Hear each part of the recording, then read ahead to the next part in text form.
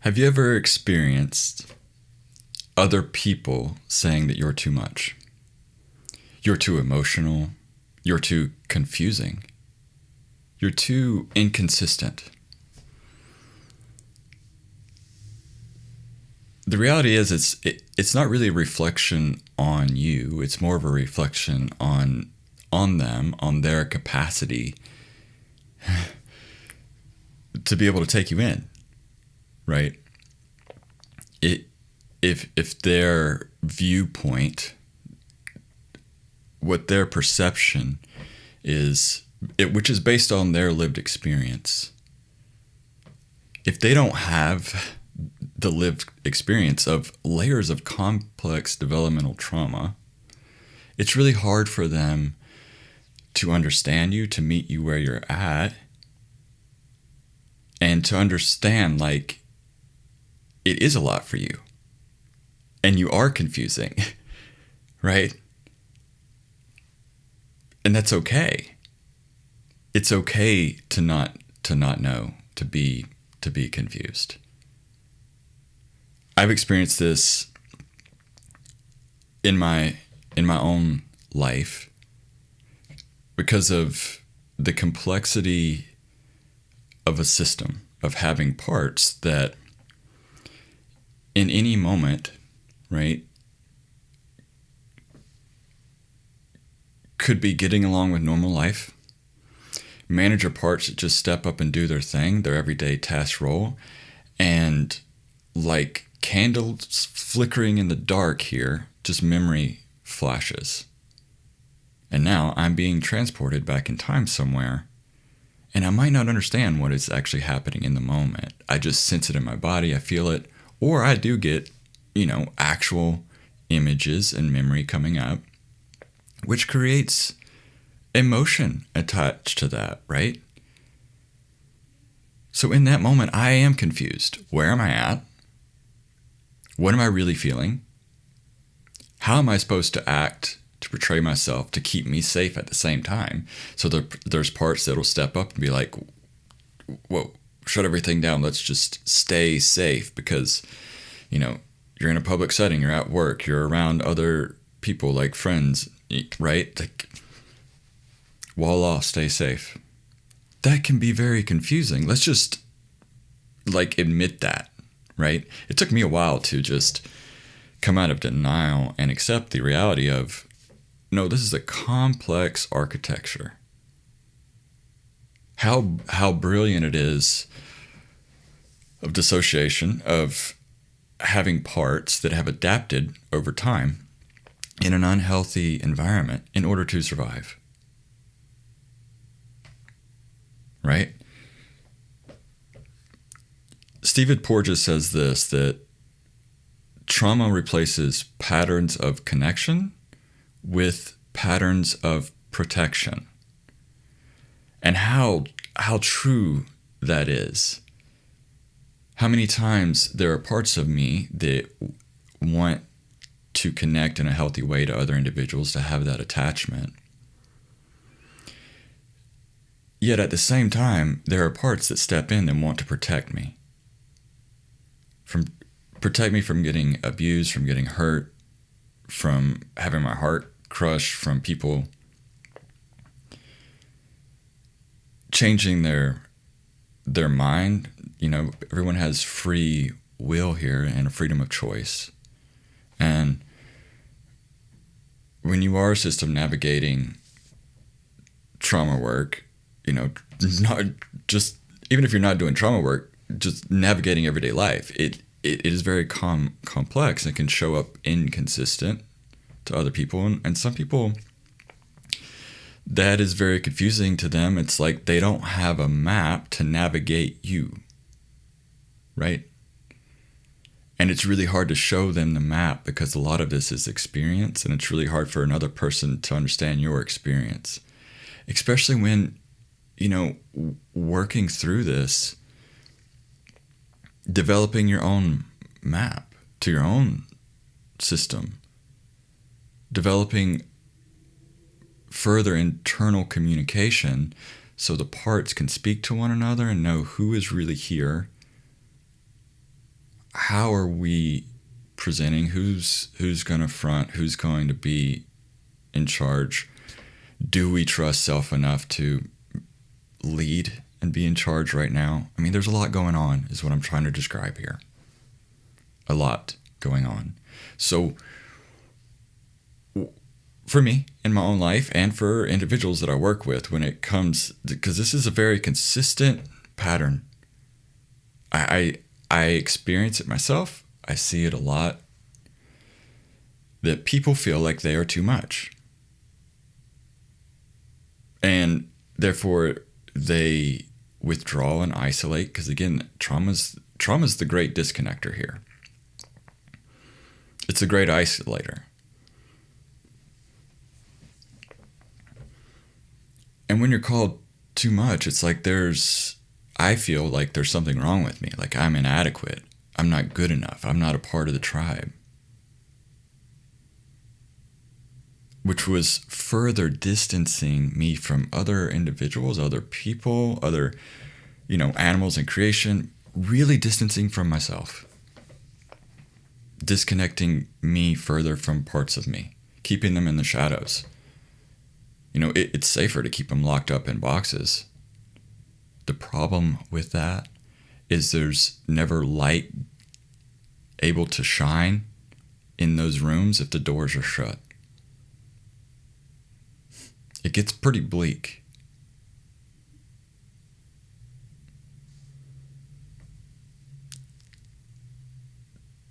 So,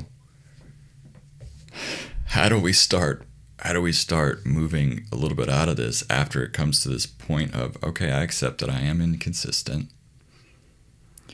I have parts that want to do this and parts that want to do that. So it gets kind of confusing in my head sometimes, right? I have voices saying this, voices saying that, feelings that arise in my body, sensations. It gets confusing. Like pausing all that, slowing it all down, and really tuning in of like, who's here? Do I know you? What is your role? What is your name? How close are we? Do you trust me? That takes a lot of time and practice. But what I really want to focus here is part retrieval. And this is orientation to time and space. If the parts are stuck back in time, you get the memory flashes, like lights flickering on and off. Where's that part at? How old are they? What time period is it really? Retrieval of them from the past to the present. Or to a safe place inside the system. Like creating safe space imagery here of, would it feel better to you to be on the side of a mountain by yourself, like where you feel completely safe because you could see for miles and miles and miles and that there's no harm coming to you? Or maybe on a sandy beach somewhere, or maybe on a playground. But the point is using your creativity and imagination to create spaces for these parts to be. Also, during this process of letting them know, hey, you don't have to believe me. For instance, when I meet parts that are stuck back in time that are causing flashbacks or sensations, I try to tell them, I'm an adult. I'm no longer, 7 years old. This is my current age. This is where I live. They don't have to believe me. I straight up tell them, like, you don't have to believe what I'm saying to you right now. You could take time and sit with that information. You can not trust me, and that is completely okay. Right? This isn't a forcing thing. There's no control or manipulation here, because self does not have an agenda. It doesn't have control or manipulation. Parts aren't used to that, right? And it's completely understandable that they're going to be stuck in their mindset. I mean, neural pathways are formed, and it's really hard to change them. It's like living in an environment where there's a lot of snow and walking from my house to the outdoor shed. When it snows 6 feet, it is really hard to get to that shed the first time. I've got to dig a pathway to get there. I mean, it's the same thing with creating new neural pathways, so please be patient with yourself and patient with parts of you that are stuck back in time. Having the utmost respect of, hey, it's going to take a little bit for you to process this. So, one way to do this is parts mapping, and along with journaling. And I don't mean journaling like an everyday thing where you record the data about your day or whatever. What I mean by journaling is collecting specific information about the parts as you discover them, as you get to know them. Just like you were trying to get to know another individual, another person, and you write that information down, like, oh, this is their birth date, these are the colors they like, this is their favorite food, these are the favorite movies, these are the books they like to read or they don't like to read.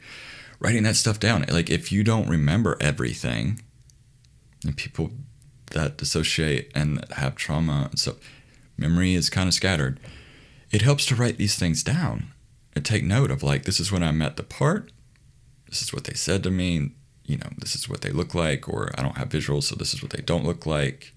If you don't have visuals, just collecting that data and then doing mapping. And parts mapping is so vital to this because your system will change over time. And it's really important to go back to the beginning of, like, what parts know other parts, what parts don't know other parts, and look at it over time of, like, oh, now these parts know each other. There is progress, there is change. Oh my gosh, I'm healing. That's amazing.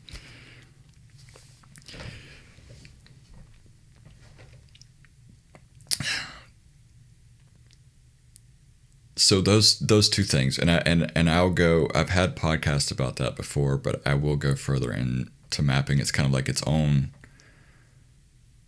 in-depth subject, and there's a lot of different ways to do parts mapping, and it connects differently with different people, But I want to focus on one thing about a map, about the orientation process of, like, where you're located on the map and how important this is for specific things about being stuck in the past. Because I think this could be really helpful. I know it could be really helpful actually for people. So I want to share this more of, if you have young parts of you, that still believe, for instance, you see it in your inner world, they're still stuck in a house that you grew up in. From their eyes, their own experience, when they look around the room, they're still stuck in their childhood bedroom, in the same environment, they're seeing the same people, they're experiencing the same thing.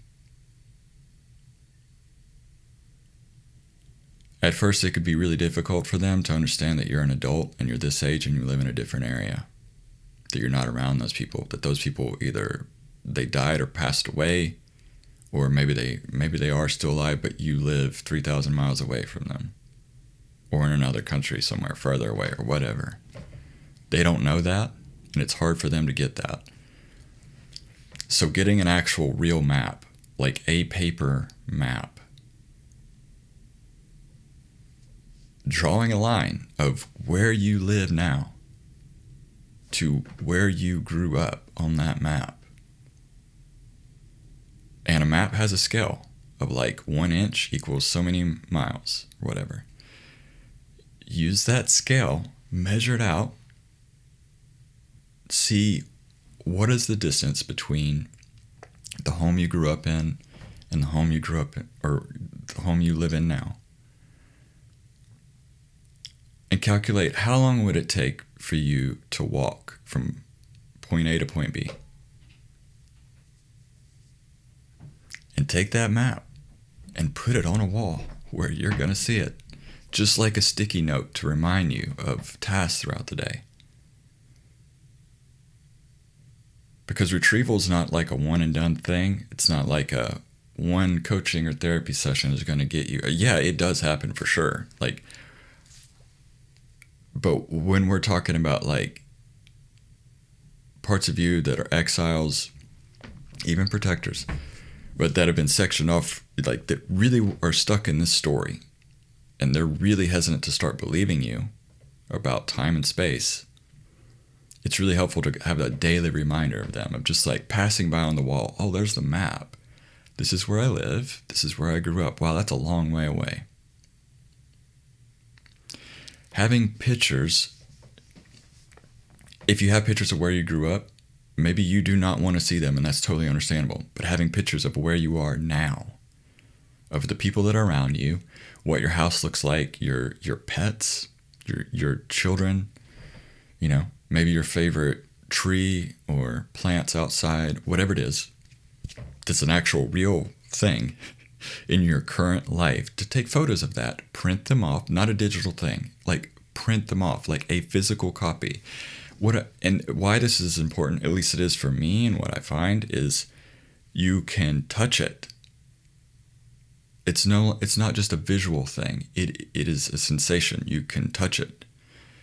The more senses you can incorporate here, just like with orientation, the more online you will be in that present moment, and the more it helps the parts of you stuck back in time to be online in the present moment and start accepting the fact, no, this is real. You really are this age. You are an adult now. You live in this place. These are your friends. These are your family. These are your pets. This is outside your house. I'm no longer stuck back there. This is vital when you're talking about disconnection, being dissociative, and coming out of that with parts of you that are very skeptical about, oh, it's real. Like we can change and adapt. We can grow and develop. Wow, I'm trusting you more. This is awesome. Like, slowing it all down, doing little daily things of reminding them, no, these are the facts. This is the data. This is the map. I can touch the map. I could sit here and hold my hands out like this and say, this is point A, this is point B. You know, look at the scale and say, wow, that is a long way away. That's real. That is real. I'm really here. This might sound, you know, confusing or different to some people, and that's totally okay. Not everyone is going to get this, but to those of you who it's clicking with, that you're registering, you're like, wow, that would be helpful, or that makes sense to me now. Never thought of that, but that I might try that. That's who it's intended for. Right?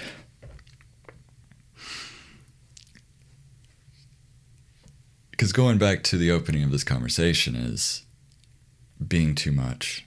People thinking that you're too much, you're too confusing, you're too emotional, you're too overwhelming. And that this is a complex architecture system that was developed under situations that were not safe for your nervous system.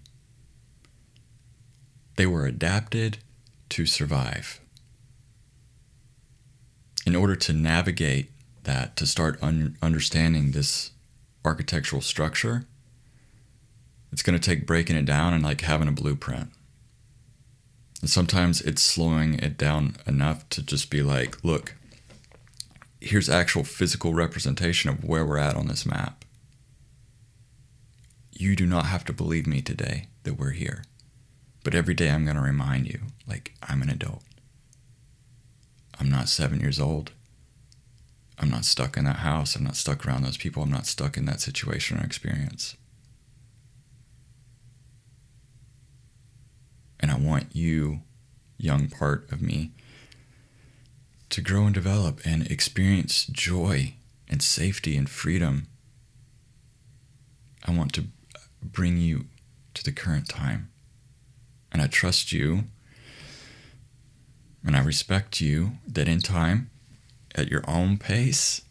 Again, this is all titration and building capacity within the nervous system. This is not rushing. In your own time and space. Like, you'll start believing me more and trusting me more that this is where we live and this is, our job, and these are our pets and our family, and, whatever else is going on in current day life.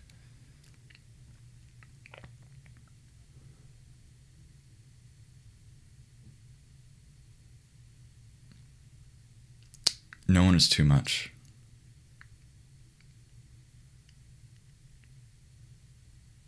Right, I felt like that for a long time, like I'm broken, and there's just too much to heal or whatever, and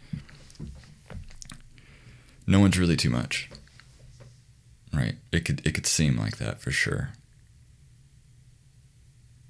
and just knowing like everyone is at their own pace, and you're right on time, like you're not too late and you're not too early.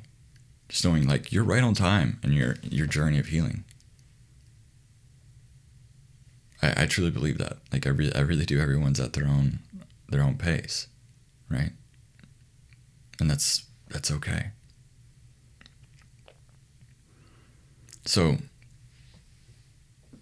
thank you for spending time with me again. I really hope this helps some people navigate their system and have more compassion for yourself.